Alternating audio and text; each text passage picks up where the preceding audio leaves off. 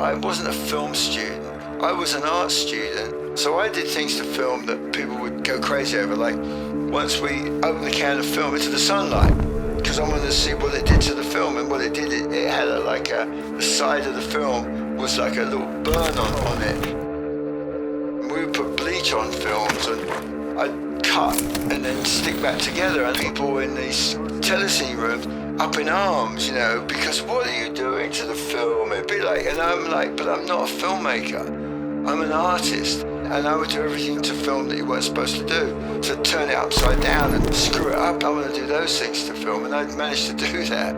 I get filmmakers, and I think it's a wonderful thing, but that's not me. I'm a punk. Right. Hey, but you can't come up here at night. That's the trouble when it's on. London Calling. This is London Calling. Good afternoon. Welcome to Los Angeles. My name is Nick Egan. I'm a multimedia artist, music videos, documentaries I've done also, but I started as a graphic designer. Nick is a Renaissance man in the old sense of it. Experience, adventure, fun. We were both fascinated with film. Do you want to be an old idea? We wanted it to be the real thing. Ideas that filled my brain. It was very colourful. I see that. I see the story behind it. That, to me, was awesome. Unique way of viewing the world. Great storyteller. I really do believe in questioning the status quo, as it were. People say they get me, but they don't really get me. What really get me? What really get me?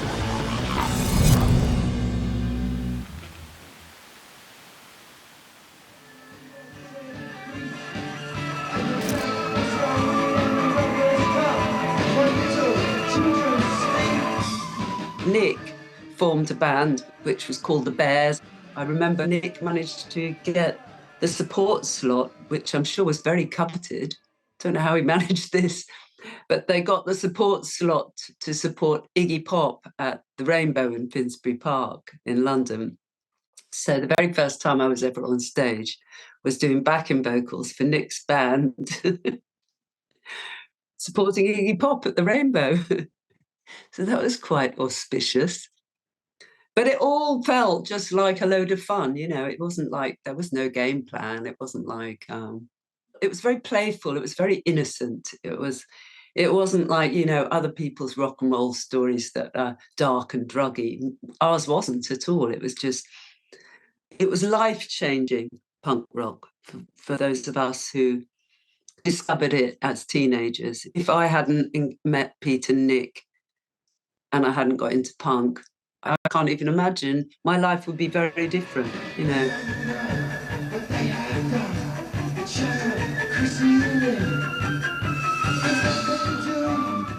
I didn't know you could get a career as an artist, but this was 1976, and this was the beginning of an artistic and cultural revolution called punk rock.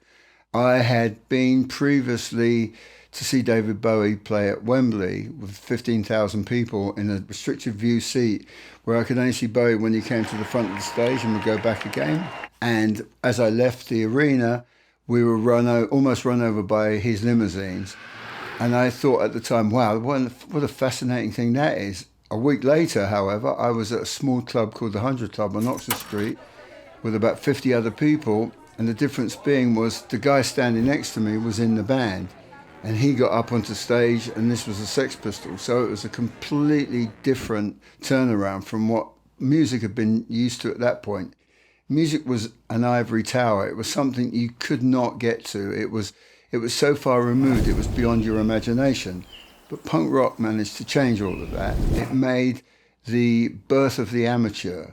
So you could be amateur, you could be a guitar player that only knew 2 chords, and you could start a band. You didn't have to be a virtuoso. You could be a designer that didn't have access to making typography, so you took cut out lettering from books and you stuck it all down together. It was whatever was at hand was accessible and was all part of the art form. So what you began to see was the rise of talent that came from necessity, from things that are at hand, from not being able to have access to all the expensive things. And this is how I began my career.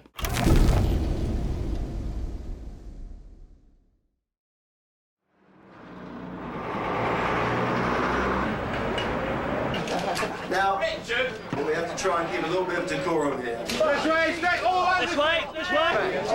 So, don't give a shit. We invented punk, we write the rules, you follow. Not the other. It was a very small art movement that kind of started in London but spread up to Manchester and then spread around the country. And I happened to get to know Paul Simonon from The Clash and then Bernard Rhodes, their manager. We also had a fanzine at the time called Confidential, which was just a way for us to get free records from the record labels. So I went through a moment where I considered being a rock journalist. I wasn't really sure, but I met a woman called Caroline Kuhn, who was a mentor of mine, who saw the potential of me as a writer. So I wrote for the music publication Sounds, which was one of the magazines that wrote about punk. When we were at the record labels trying to get records and trying to get stories, one of the guys noticed the way we dressed and asked if we'd be interested in doing a promotional T-shirt for the Ramones for a song called Chino as a Punk Rocker. We just started art school. We didn't really know how do you put artwork together. We were kind of just being taught this. So we had to make it up as we went along. It was three of us, my friends Pete and Kylie, and we were travelling on the train up to London to have a meeting, but we hadn't done the artwork. We had a T-shirt with us and we had a newspaper, and we cut out bits of a newspaper and we stuck it onto the T-shirt and we wrote on the T-shirt and we just made it up as we went along. And it looked like a complete mess, but the label loved it. They thought it was great. So we kind of like thought great. And then they asked us if we would go and to individually hand splash each T-shirt, 1,500 T-shirts. 1,500 T-shirts is a lot more than it sounds. I mean, it was a lot of T-shirts, and I think we gave up at about 800. And we may have tossed the rest of them into the River Thames, I can't remember. But this T-shirt subsequently became one of the most collectible T-shirts in all of rock T-shirt history. We didn't even think it was very good. I still don't think it's very good, actually. But that was the first ever job I ever had. I didn't get paid for it, but I got invited to the Ramones party down in Chelsea, where I met other people from the punk movement. And the second most important piece of work I did was for The Clash while I was still at art school. It was a single cover for White Man in Hammersmith Palais. There's a famous or infamous photograph of me in a photo booth where I held the single cover up in a photo booth to document this. And this has been one of the most requested photographs that I've ever had. People love that picture. I've become a very popular, iconic image because it really is an honest image of what punks were like in 1978 78.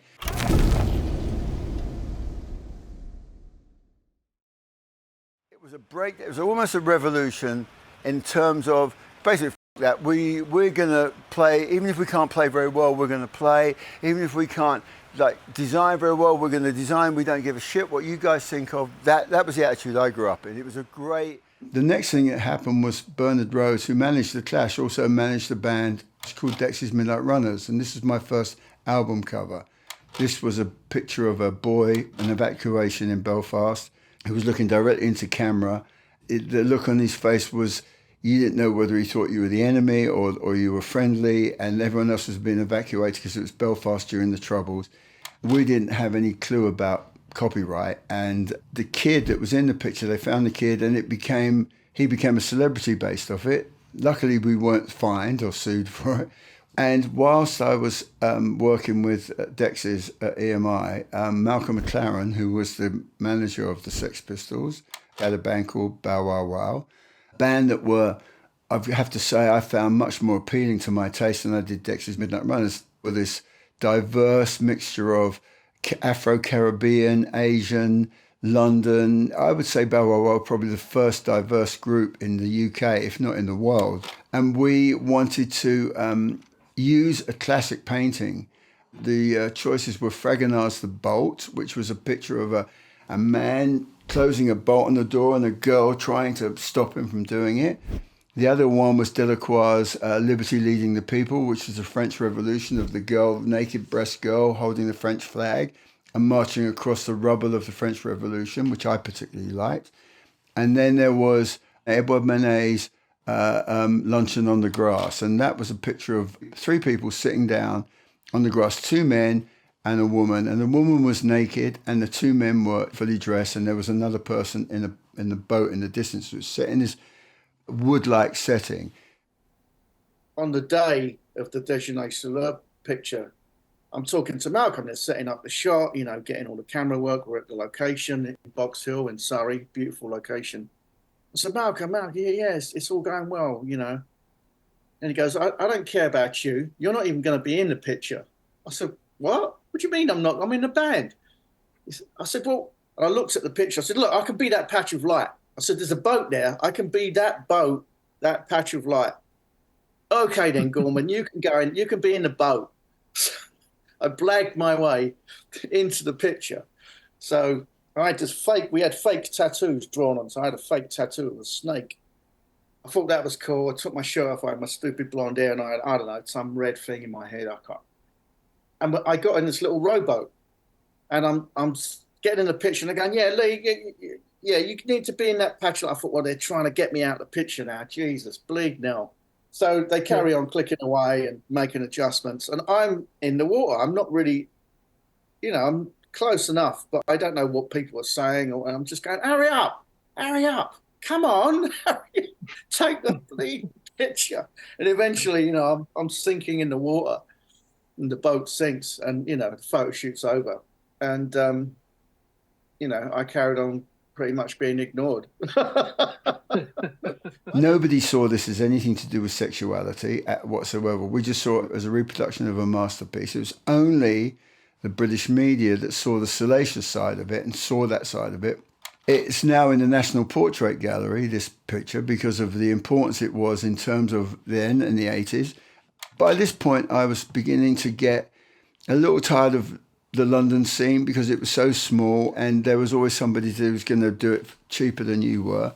And so I decided to, having been to New York on a few occasions with Bow Wow Wow, decided to move to New York. Train to Brooklyn Bridge City Hall will arrive.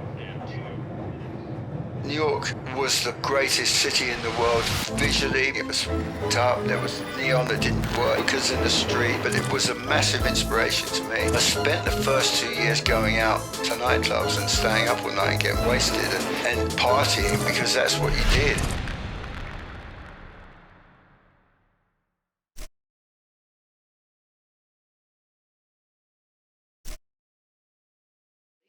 In the mid-'70s, New York hits a wall, financial wall, in which there's not enough money anymore now to finance music and art classes in the public schools. No more music classes, can you imagine? No more arts classes.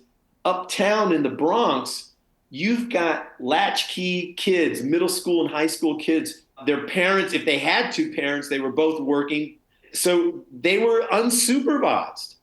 They needed to create something to occupy themselves. They needed to create mediums to express themselves, creating their own culture, borrowing from many other cultures. And so it created this DIY, do-it-yourself world, celebrating working class and poor people and made them the stars. The next period of working with Malcolm in New York was when he was making his record Duck Rock. He had got together with Trevor Horn and they were making a world record. But what was happening simultaneously to this was this scene in New York that was coming out of the South Bronx. And it didn't even have a name at this point. And there was a guy called Michael Holman, who was a filmmaker, who I was introduced to going to this club called The Grill, which was in Manhattan. And The Grill was the first club to have anything to do with hip-hop, with a guy called Africa Bambaataa. And they did a weekly residency. And it reminded me very much of the 100 Club. It was a mixture of black kids, a mixture of white kids, a mixture of fashion kids, a mixture of kind of rock kids. It was a very eclectic ensemble of different types of characters. And this was the first time anybody outside of the South Bronx had heard of this thing called rap music, which later became hip-hop. And as I said, it didn't even have a name. And Malcolm saw the potential of this. I remember him telling me about how it worked with a record, and a guy had two decks, and he would segue into the next track with this kind of random, kind of like almost like cut and paste version of doing music. So he'd take one part of a song, another part, and he would like move the records backwards and forwards. And it was one of those things he said it was almost, he couldn't get his head wrapped around it. But simultaneously, there was these dances that went with it. It was breakdancing. These kids would be spinning around on their heads. When I first went to New York and I saw this, my mind was completely blown by what I saw. We were very determined not to go to New York and just take what we saw, but to become part of it, to embed ourselves into the scene. I was in New York for 6 weeks at the Mayflower Hotel because there was no cell phones. You could never get hold of anyone. And people like Keith Haring, who we used his art as the background for the cover, worked on the door at a club, and sometimes he was there and sometimes he wasn't. And then there was a graffiti artist called Dondi White who did the duck rock lettering. And it was you really had to be there and stay around before you were able to put anything together, because you couldn't rely on people showing up at a certain time. So I spent 6 weeks in New York, going to nightclubs, going to this place called the Roxy, getting myself involved in the graffiti scene. Malcolm really brought that culture into street fashion, high fashion, because we incorporated it into the World's End label that he had at the time.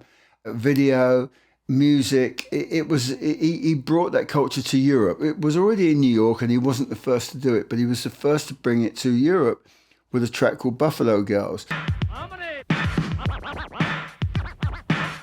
which is a non-song song. It didn't have a verse, didn't have a chorus. It was like scratching, and it was partly mixed with a rap from these guys from the Bronx and a square dance. What was interesting about that, when I said to Malcolm how radically different it was as rap, which was very black, and the square dance was very white, how did they go together? And he said to me, if you think about it, a rap is a call. It's an instruction. It's like everybody in the house go, yeah, everybody. And a square dance is a call, and it's like, take your partner by the hand. So it's an instruction. So in fact, they do work together. And we took the imagery and everything associated with it at that time to create the whole Duck Rock package, including the album and the cover and the singles that went with it. We wanted to have something that kind of brought it all together. And we'd noticed that the young kids were using boomboxes on their shoulders around New York, playing music, and they would customize the boombox. And so we found that would be the motif on the cover. But we also noticed from the different cultures that Malcolm had been to, in Central America, they customized their cars. In Africa, they customized themselves by using like spoons to make a crown.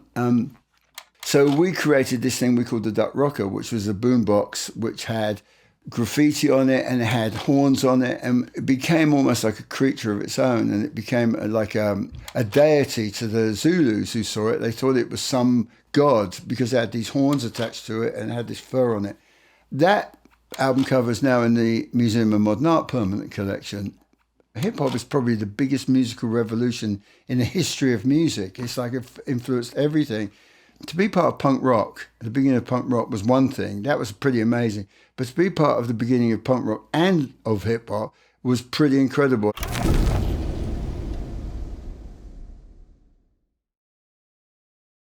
To South Africa anyway, and we needed to make the film clip in a hurry, so they rushed the director and stuff.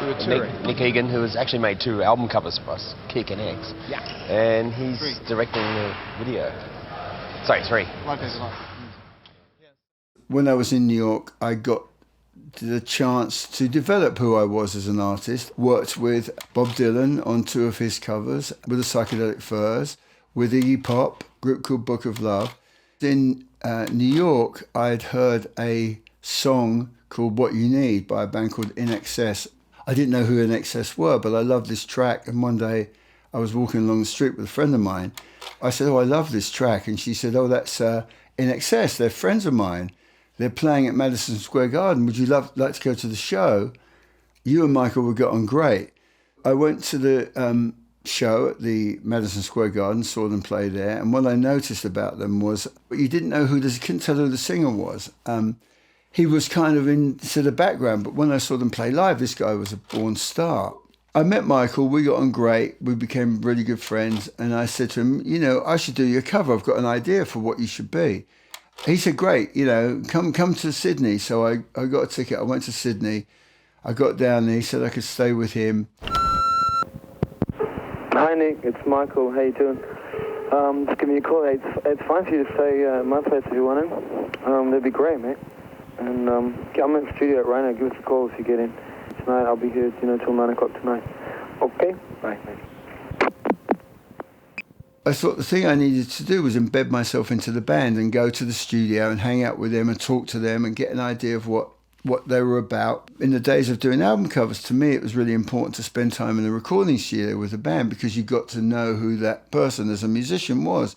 And I realised this band were more than just an Australian band. They were an international band, but they were being treated like they were just an Australian band. So at the time, I was very influenced by fashion and fashion like Italian Vogue, the photography of Italian Vogue and Steven Meisel. And there was this very clean look at the time of white backgrounds, crisp, clear imagery. And I thought, that's what they need. They need something that is very clear and graphic and bold, and you know exactly what they were. But the problem with bands is they never photograph well as a group. So when you take a picture of the group, there's 5 of them, there's 2 guys that are picking their nose, or one is like got his eyes rolled in the back of his head. And so I decided to photograph them individually. But I also realized just a square on a cover wasn't enough to portray what I wanted to do. So I pushed for gatefold sleeve. So within that, Michael, who was a singer, had to be very careful about using his whole face on it because he was a singer in the band, and I know what bands are like. Bands are very competitive. They get a little bit jealous. So I had him on the cover, but I had his face cut in half. And then I put the rest of the band within the format of this gatefold. It didn't go down too well with the management because I think what they were afraid of was that Michael was going to be seen as the front man and the band were going to be seen as a backing band, which is a ridiculous statement to make. Luckily, the record label supported me, and I was proven right because they made a great record, but the cover, which is the first thing people saw, were excited for the record to come out. And this is my whole philosophy of designing album covers is, if you like a band or you like 2 bands and you go to a record store and you look at this band, you look at it and you wonder, which one should I buy? You always go for the one you like the cover the most. I knew all the way along that I was right. What I was doing was right for the band. And subsequently since has been my most popular album cover by fans and people who just like the art of record covers. So after I did that, I moved to Los Angeles.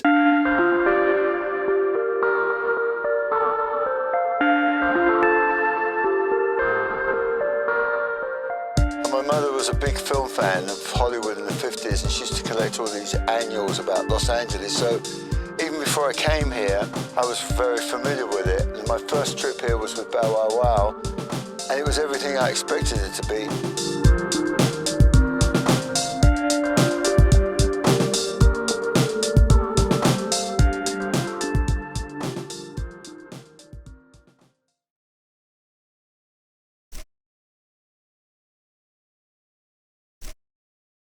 For a while because I was a purist and I believe it was the album cover that was the real true art, because with an album cover it was a part of your life. When I was younger, I would look at the credits, who played bass, who played the sax on this record. So I knew that it was like a map in that respect. So I was resistant on doing videos until I'd worked on the Iggy Pop Blah Blah Blah record album cover, and the label said to me, would you be interested in doing a video from the record called Real Wild Child?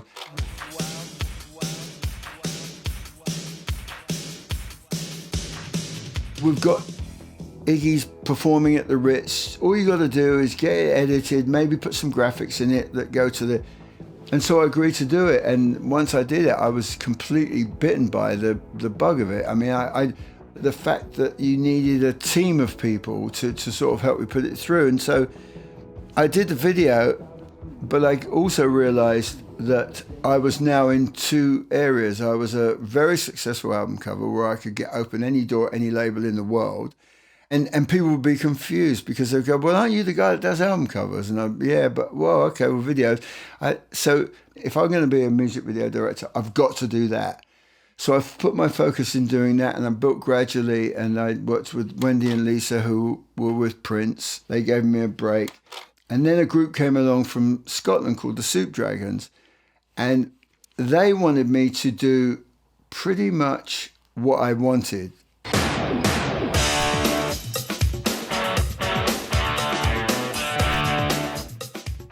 He started at like 4 a.m, 5 a.m, sending me faxes, because in those days before mobile phones, we had fax machines. And my fax machine was this huge fax machine that was at the bottom of my bed in my bedroom in Glasgow. And at 4 a.m, it was just like, it was like a spaceship. It would light up the whole room. And all these faxes started to come through. And I stumbled out of bed and I started to look at the faxes, and it was just random collages of things from books, images, screenshots, just all kinds of stuff.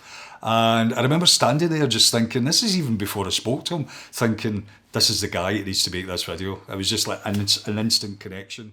They wanted me to do something that was like edgy and animation and all the things that I ended up doing, graphics, using my expert as an album cover designer into animation.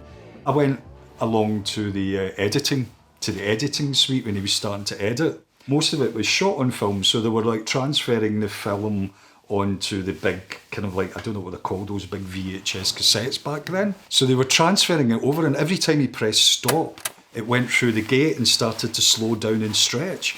And I was just like, oh my God, that's amazing. And Nick said the term for it, and I went, put that in the video. And he went, really? Because it's like, I think when you're an editor and you're a director, you've seen that 100 times. You know, in the room, and then I was just like, that looks amazing, we should edit that into the video. So all those bits in Divine Fling where the thing goes through the gate and stretches and moves about, nobody had put in a music video before. And it was really interesting because after that video came out, you started seeing people using processes. And the Soup Dragons got nominated for the Best Alternative Video at the MTV Awards. It was nominated with Nirvana, with Pearl Jam, and with the Red Hot Chili Peppers, so I didn't have a chance. But nevertheless, it was up in big company. We were going through the videos, and they showed Red Hot Chili Peppers, Give It Away, and then the next video was Smells Like Teen Spirit, Nirvana, and then the next one was Pearl Jam, and then there was Divine Thing, which just looked like this kind of like crazy punk rock. All these different kind of formats and images, and I was really proud of that. I was really proud that we made this slightly, it was kind of a bit like a video somebody would make when they were at art school. That's what I liked about it. I wanna funk, I wanna F-F-U-F-U-N-K, I wanna funk, Kylie was great because she was with Michael from INXS. They were dating, and Michael had said, oh, you should get Nick to do the album cover. And my thing back then was, I always used to think it made sense. If you did the album cover, you should do the first video. I never got why people separate the two things. I think there should always be a link from the album cover to the first single, so that when people see it, they go, oh, that's that album cover. But for some reason, labels didn't get it. Kylie did. Kylie wanted me to do something that was colourful, pop, fun, costumes, lively and pop, and she gave me a lot of freedom in that video. And it was a 70s retro. We made a sort of retro video, and I did the album cover, which I did differently because I didn't want it to be too retro, because I had to understand who her fans were. So we did the album cover much more casual. She wore a man's shirt. We did some nice photographs out in the desert. Beautiful but sexy, because she was coming out of herself and becoming much more aware of her sexuality as opposed to the girl next door. But for the video, because the video is a one-off, you can take it to an extreme. So we took the video to an extreme. Nicola, you never answer the phone. Can't believe it. Anyway, it's me, Kylie.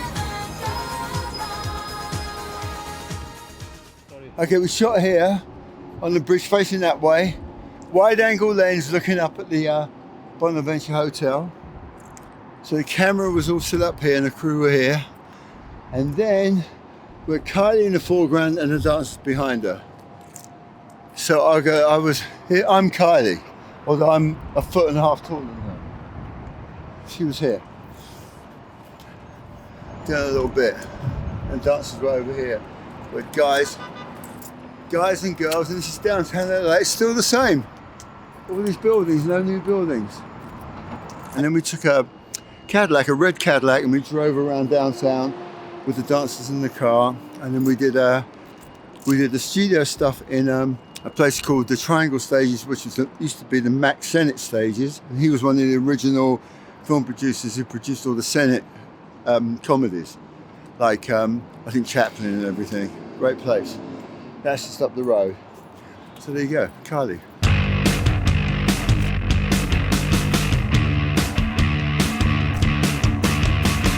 The next thing was I did work with Sonic Youth, and we worked down, and they were the very hip, alternative, and New York garage band.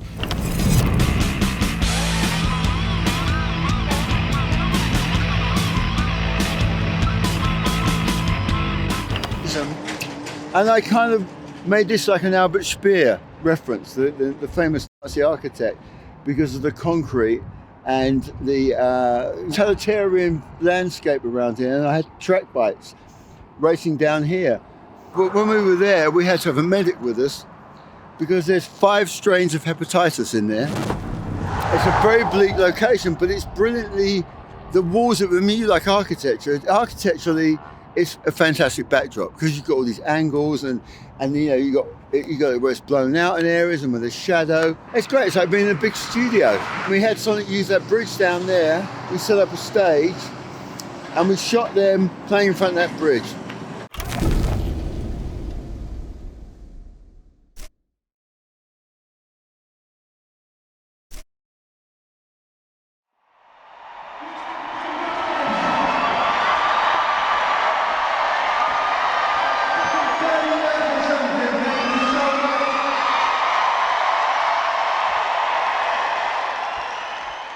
Behind a band like Duran Duran, you know, like any successful artist, there's a huge team of people, specialists, you know, on the business side. You've got, you know, accountancy and money management, and then all the way over here, you've got creative direction in the form of photographers, graphic artists, video directors. You know, looking for these people to fill these roles is very important, and finding the team that's going to support you as you hopefully rise up. It's very important for the band that we work with people that really understand the band dynamic.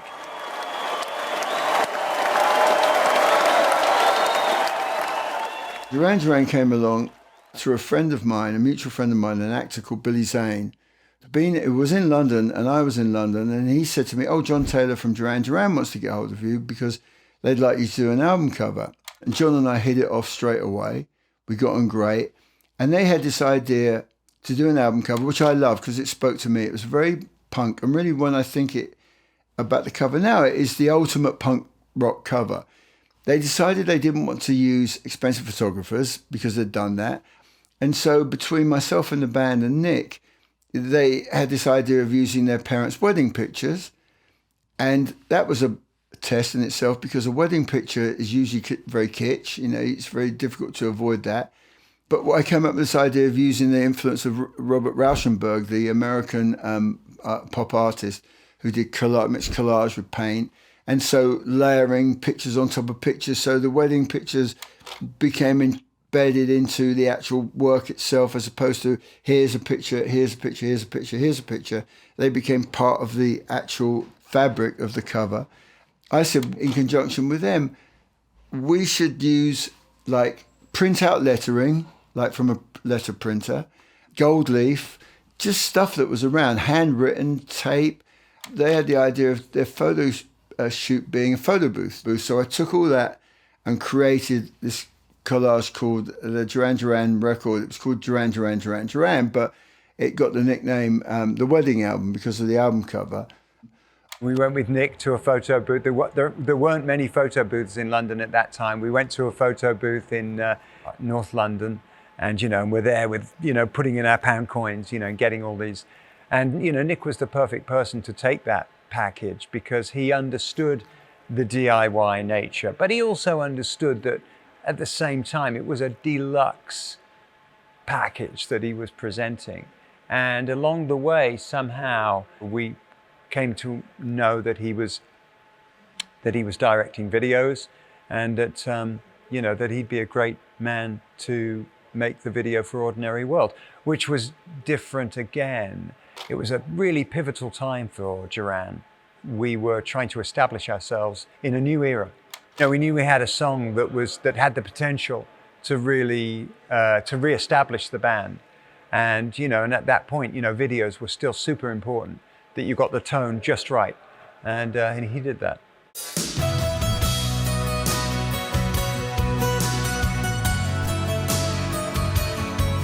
My immediate thing was it's got to relate to the cover. So I've got to take elements of the cover and I've got to introduce it into the video.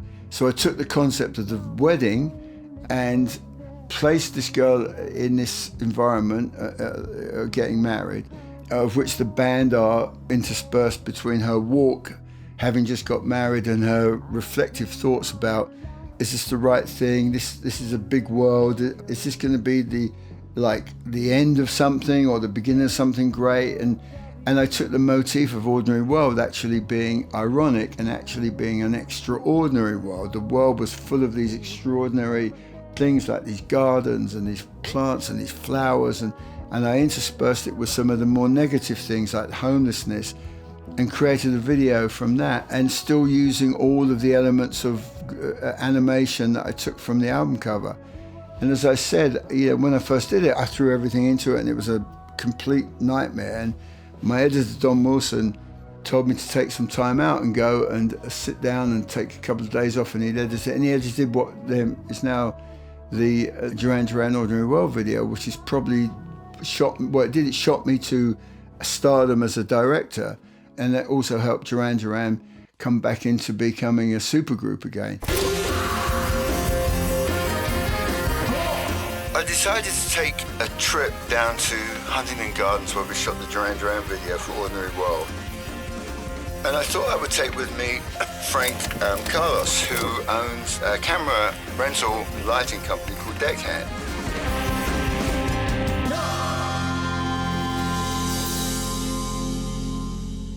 Simon, I think, is about here, standing here, watching, and you can be the girl. She walks past and he looks at her. I've seen the video.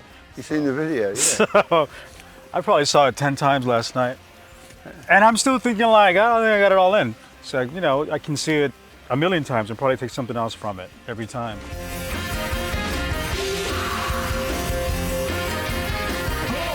We gave Nick Rose a Polaroid camera because he admires Andy Warhol a lot. And as these people are standing around from the wedding, the girl walks into the frame, and she has a big bow on her dress, and he adjusts her bow and sends her on her way.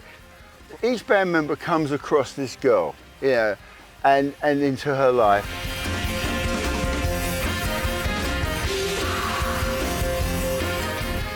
This was an interesting shot though, because it was the first time and the only time in the video that the band were all together, except for the performance. And we wanted it to be like the Beatles. They're all barefoot, and they all their suits on. And John, who's one of my best friends, he was a difficult one on this. He didn't want to wear the suit, he wanted to wear leather pants, and I'm like, John, and he wore the coat. After we shot here that first day, we went to a little studio in Pasadena, and we shot the band playing Performance Against the White Site. They did that performance thing right. Then the editor had to edit the performance so we could project the performance onto the screen. So we kind of half buried them in the tree so they didn't look like they were being held up by anything. So it was just really compact, but high, tall. So it was all done in camera, no special effects, all done in camera, all that projection. People think it was a special effect, but it wasn't.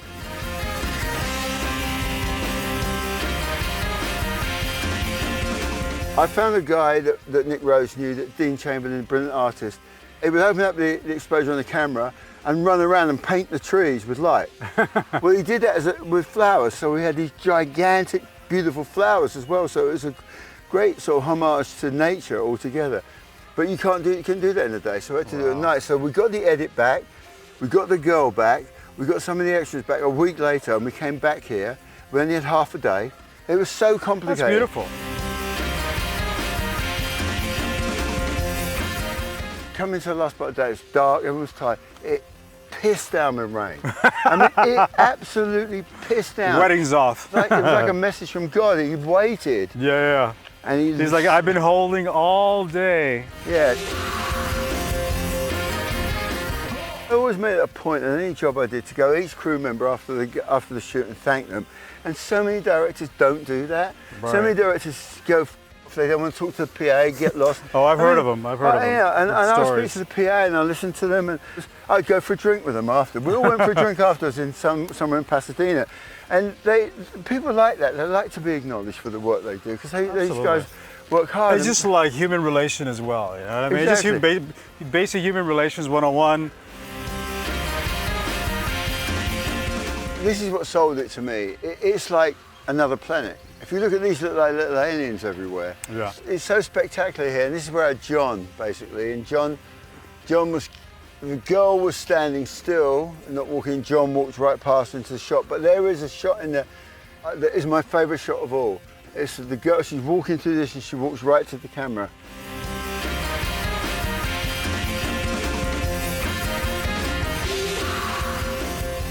So we got rid of Frank, buried him over there somewhere. Just I wanted to introduce this part really because this makes me very emotional being here, because it really changed my life, this video, and the experience of doing it was so profound on me, and the success it's received and still receives to this day is quite moving. Not long after this, I met my wife and I took her here on my second date. And now we've been married for 25 years. And I'd like to think this has something to do with that.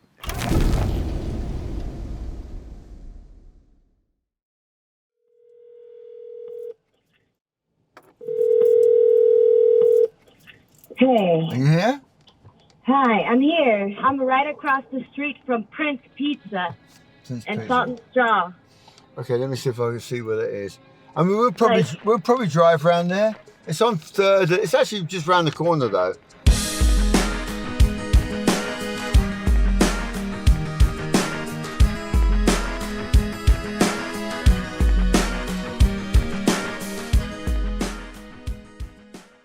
Working with Nick brings out a vulnerability and a realness.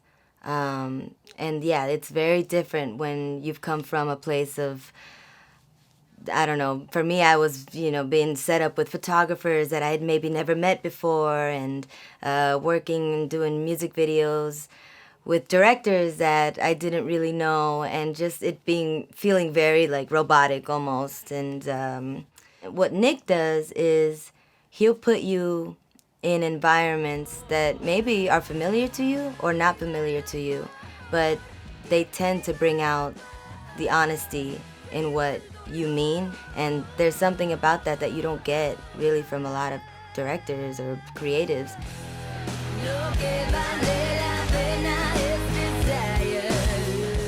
Nick doesn't necessarily know exactly where he's going with it in the moment, and it's like he has this kind of this frantic creative energy that like he's always doing something, and you just have to like, as the artist, have faith that it's gonna go well, and I had that, so I just trusted him fully. I was like, he's duct taping the camera to the top of the wheel and we're gonna go drive. I'm like, I know he's getting something good.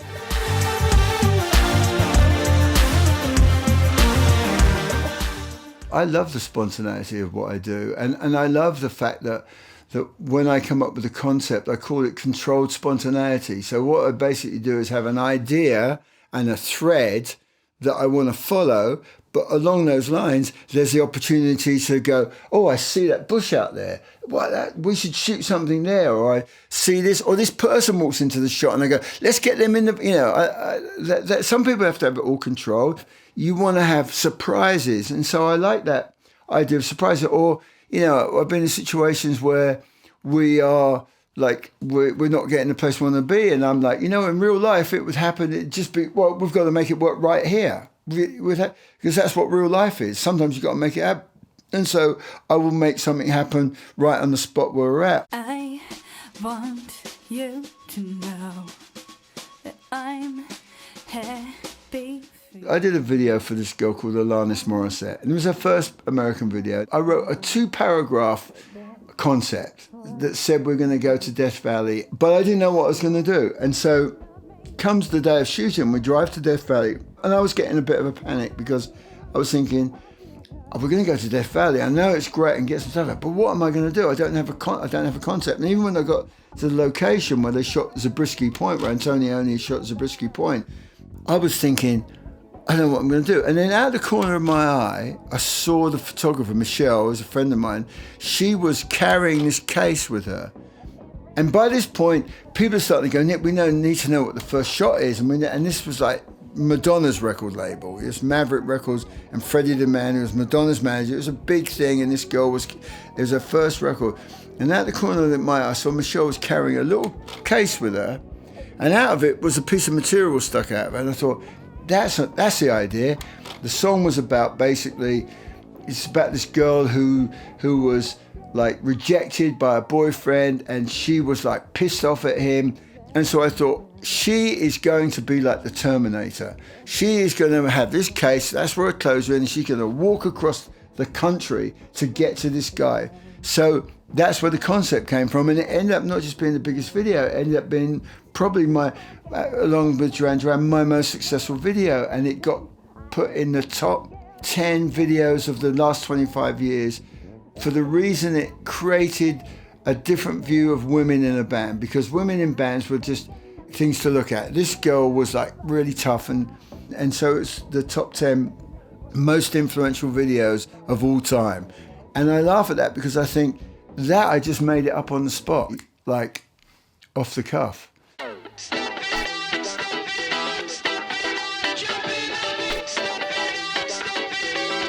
There's very few pieces of work that I've done that I think are perfect, and you always come away and think, oh, I could have done that if I'd had more time. The one video that I did that was perfect, I think is perfect in perfection in my respect, is the Duran Duran video I did for the song Pressure Off. Pressure Off had a very clear direction. There was a technological component to it that was new, and throwing the guitars around at the camera, and we had Nile Rodgers on board, we had Janelle Monáe on board, so it was a hot set. It started off by Nick Rhodes having this idea of a photographer called Philippe Hausman, who was a photographer in the 1950s, and he took photographs of celebrities jumping in the air. It's called Jump. And it was Marilyn Monroe jumping and Alfred Hitchcock jumping, and his theory for it was when people jump, they can't control how they look. I like it when people don't have control over what they do. So we at first looked to get photographs from his estate, but it was a nightmare because you had to do with Marilyn Monroe and you had to do it. So I said, why don't we do our own version of Jump on cinematography? You can have a camera that does 1,000 frames per second, which is almost static. So someone's jumping, they're still moving, but it's like so slow, it's like a photograph. So I thought, let's do this cinematically. So let me shoot each band member individually, and then I'll put them all together in a composite. But I had to direct them into the point where they had to be, okay, you're singing, but you've got John standing next to you here. So you need to look over here for once in a while. Or you're over here and you need to look at Roger.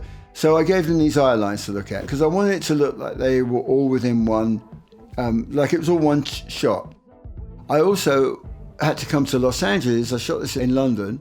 I had to come to Los Angeles and shoot Janelle Monáe and Nile Rodgers also separately, but I wanted to make it into one band, like it was one band. Get everybody on board with the idea. You can't just make out with one of the band members, and it's like a cast that you've got to put equal attention and love to. And Nick, with Nick, it's never felt like that was a chore.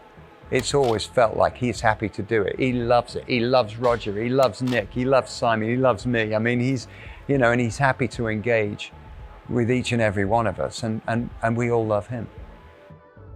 And when that video was finished, it was the first time I ever looked at video and I thought, that is exactly how I pictured it to be. Definitely my favorite ever video.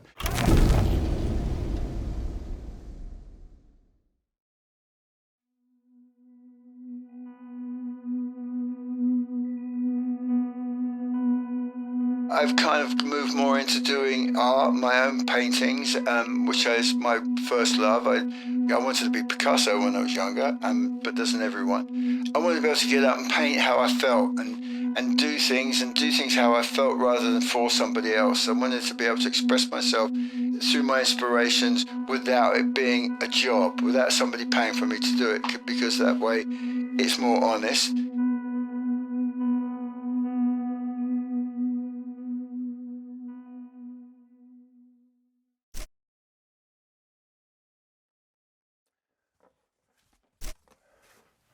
This is my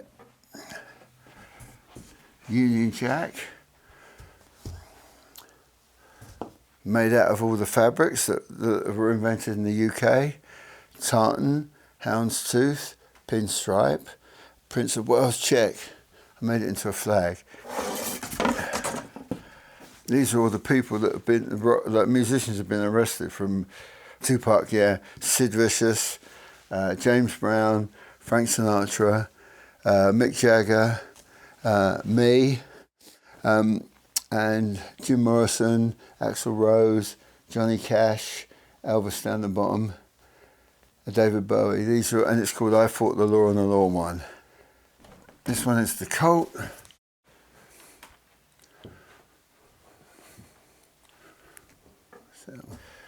And this is a Sex Pistols one. That was from in London. They used to have these prostitute cards in the phone booth, and these are, we did the band. It's Rotten, Steve, Paul, and Glenn, and we did this to promote the '96 tour. So I just did it as a collage. Quantity of it. I don't like anything that's too perfect. And what's happened, I think, in the last generation, has been that technology has made everything so it can be perfect. So there's no flaws in it. To me, I find that very unsexy. I like imperfection. One of the reasons I played around for a while with dripping ink in the same way that Picasso did when he did his ink painting was I like the way the paint would drip, the drip would go, because you couldn't control that drip. It would go somewhere and it would stop when it wanted to stop. And I love that uncertainty.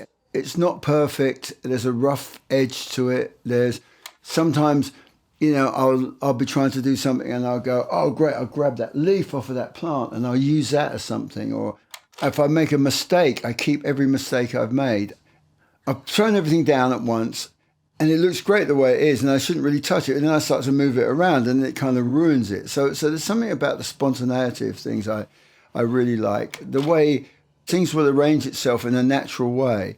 Both my film and my artwork, I like to layer things on top of each other. I like to put things, a letter where it shouldn't go, or a letter's crooked or printed in the wrong colour, but it looks good. For example, the Duck Rock cover I did, the background was a mistake. It was meant to be not quite as orange and pink. It was meant to be a lot more like a yellow and a red.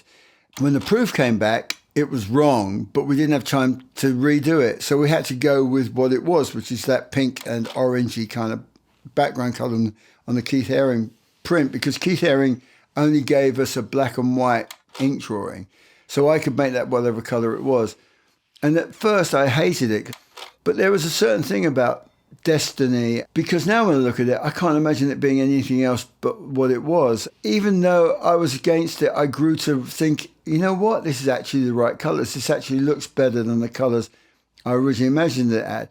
So there was something that was beautiful about that. It's the same with photography. When you took a photograph, you would have to give it to somebody to make it, they would develop it. You'd have to come back several days later and you look at the photograph. You had no idea what that picture was going to look like. There's something really poetic and beautiful about that, of seeing it for the first time. When I did the Bob Dylan cover, I drew a sketch on a napkin for him for the Biograph colour, and then drew it, and I drew like a really bad picture of a shape of a head and some things around it and where the type would be. And he looked at it and he said, yeah, that's great. But I think, why did he think it was great? It was the way I explained it to him. Well, this is going to be red here. It's going to be over your photograph. The photograph's going to be here. And so it created something in his imagination, and it was going to be better than that thumbnail. So there was something I used to think was magical about it, because you did all this work, you put all this thing into it, and it all came down to how was this going to work, and you had no concept of how it's going to work.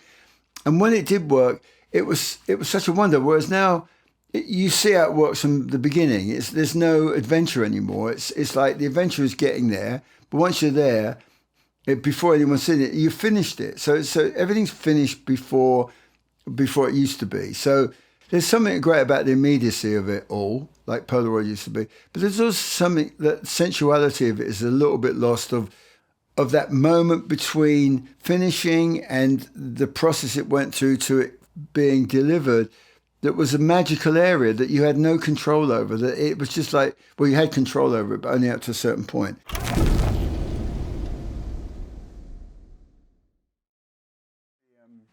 After I finished the Bob Dylan Biograph, which is his first retrospective box set, it's faded now. That's meant to be read.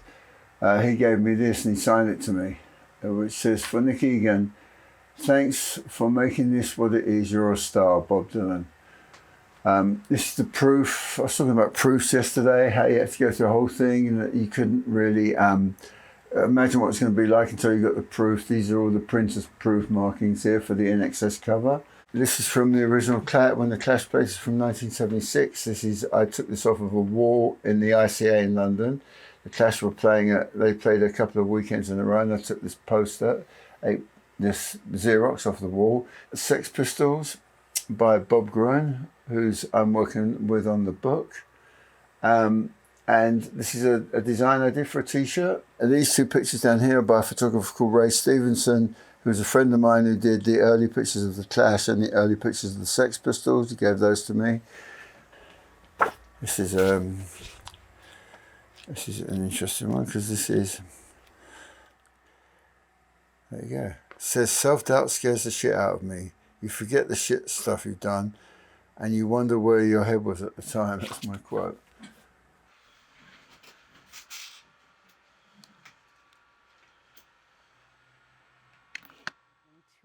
All aspects. So I think he's just most energized when he is involved in a project. And I'd say I could give you like an adjective, yellow, go, and I'll go to sleep and he'll be up for 3 days doing things about yellow or a country. His mind is it's such a fertile environment that he just, it consumes him, but again, I think he's his happiest when he has a project, even if it means no sleep for days. Being creative is a psychological hell because you're constantly on. If I go to a movie and I'm sitting there and I'm trying to relax and suddenly something on the movie triggers something in my head, it starts my mind going and I'm not watching the movie anymore. I'm thinking about how I can do it. And if you're with someone like my wife, and I'm trying to go out with her and have a nice evening with her, and she can tell that my mind is somewhere else. It's ticking over and trying to do things. So creativity is primal. It's something you can't control. It's something that is like consumes you and takes you over, and you can't control it. You can't control how it's going to end. You can't control even how it begins, but you've got something in there and you have this need, this primal need to urge to get this thing done, and it becomes all consuming. And that can be tough on you as a person, but also the people you're with, because they don't always understand that. So, 3 a.m. I might get an idea and I've got to get up and I've got to go and do it.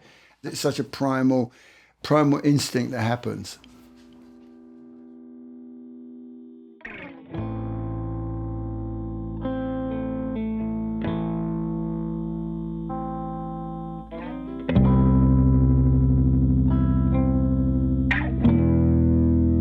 I'm lucky to have been part of two parts of musical history that have been an influence on the rest of the world and on culture and on music.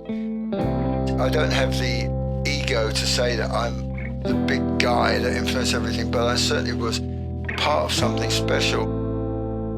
I'm grateful that people like you and the internet and various interviews and magazine things have recognized what I've done. I'm very touched by that and very humbled by the whole experience, really. Because I'm just me.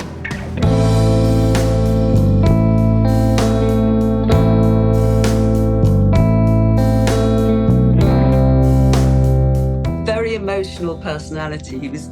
He was very easily flustered and, you know, brought to tears very easily.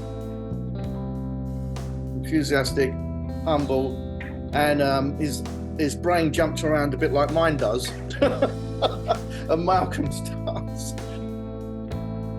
We've always been inspired by each other and always had a great time. I think straight away we connected because he's the kind of person I would be in a band with. Straight away I thought, well, he would be in my band.